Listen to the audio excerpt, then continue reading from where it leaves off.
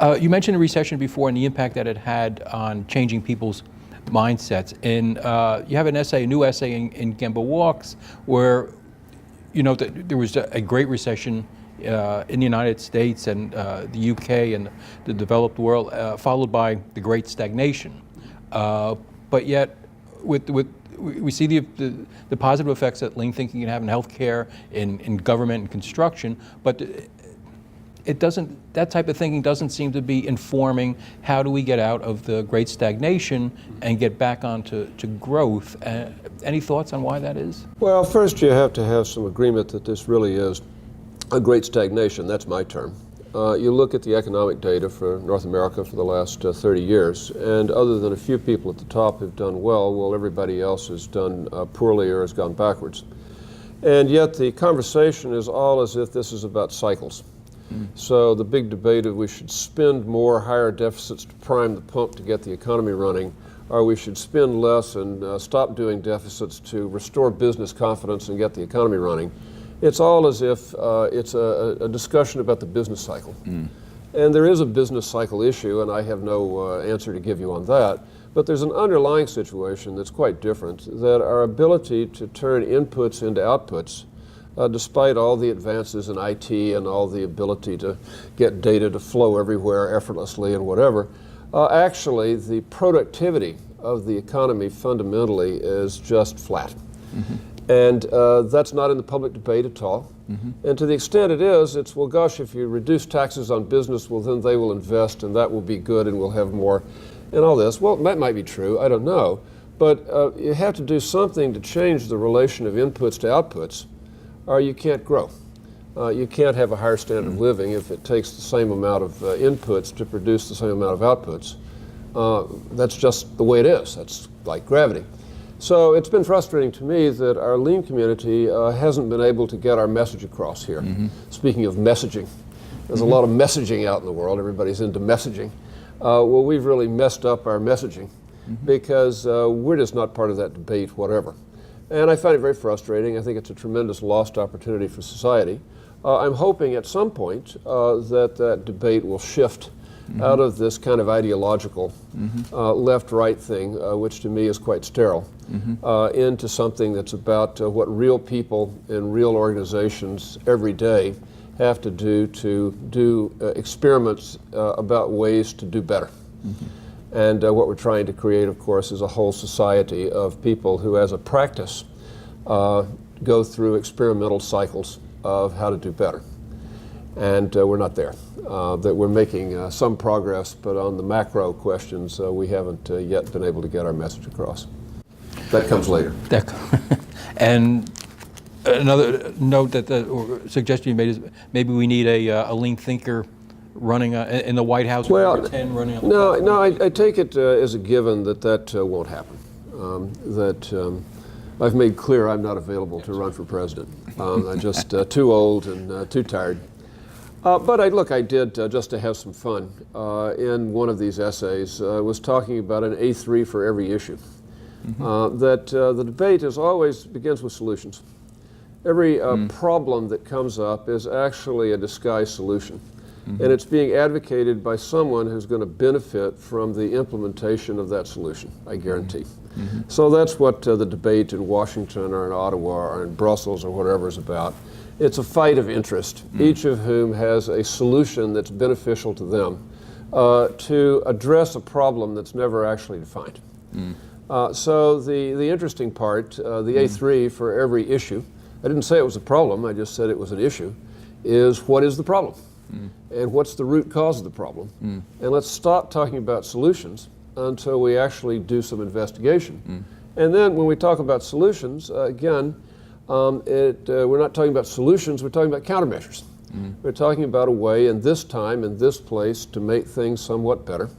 And then we see what the result is, and then we try something else, rather than the grand leap to the solution, which is almost certain to be some mirage like ERP that is going to make a whole lot of money for somebody, but actually isn't going to have much benefit for anybody, except the somebody who was promoting that solution.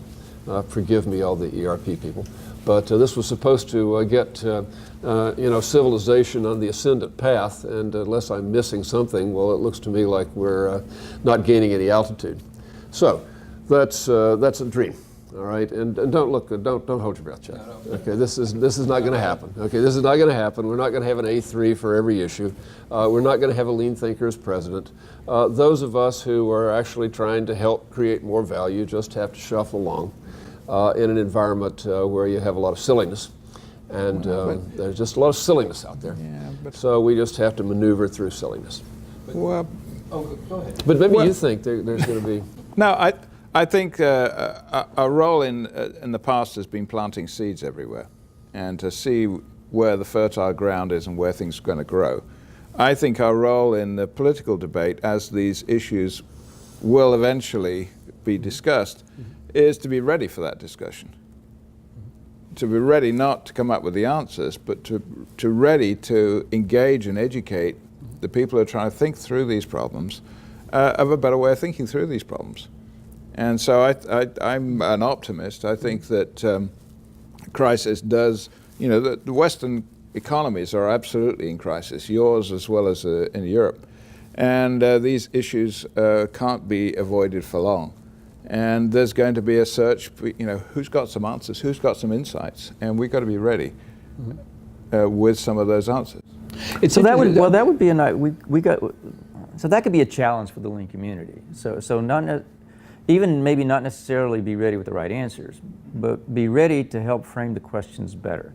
So the idea of an A3 for every problem may not be such a bad one, really. That it doesn't have to be us in here in this room, but as a lean community, to be ready. So when everything crops up, because Jim's absolutely right, at least here in the U.S. or here in North America, what you find is people selling solutions left and right. And we see that in businesses as well, and what our role has always been to walk in and say, wait a minute, what's the real problem here? What's the purpose that we're trying to achieve? What's the current situation? And then what could we do to make things better through some countermeasures? If we could start to help lead those kinds of debates and even help foster a capability to have that kind of dialogue, that could be a real contribution. So ultimately, one day, there could be a lean thinker perhaps in the White House. Not soon, it's a political process, but if we could start helping define problems better, it's as you were saying earlier, Dan, what we do is help people frame questions. This is all about defining the right question, whether you're talking about fixing healthcare or anything. So this is probably the best contribution that we could even make. Then, once we've defined some problems and some questions, we do have an ability to frame then and to create experiments that can be run to make things better and to make some progress. Well, that's very important, because I think the idea of looking to the top to provide the answers for the rest of society, that's classic mass production thinking. And I think the answer is going to be, yes, realization of framing the problem absolutely needs to be done at the top, but the actual delivery and the experimentation and so on is actually going to be done in local communities. And that's where I think we've seen healthcare learning from manufacturing, and hopefully manufacturing now beginning to learn from healthcare.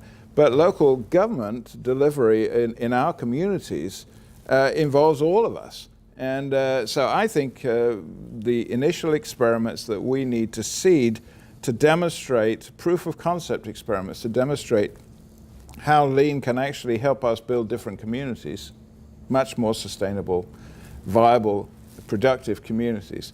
I think that's our task, is to be ready with those experiments in place. And they're happening all over the place now. And we need to feed them, we need to help, encourage them, bring resources to them, focus attention on them, and learn from them, so that when politicians are looking for answers, it's not a theory they're looking for. They're looking, hey, if we did that in many other places, boy, that would solve that problem.